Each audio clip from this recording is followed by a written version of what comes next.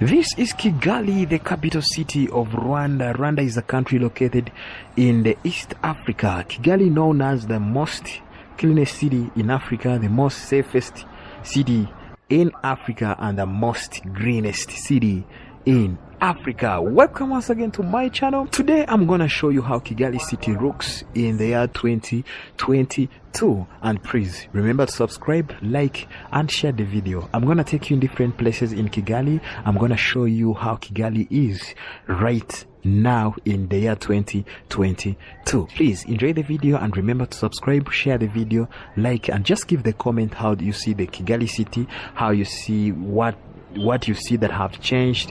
Just comment and tell me how do you see this beautiful city of Kigali. Just enjoy the video.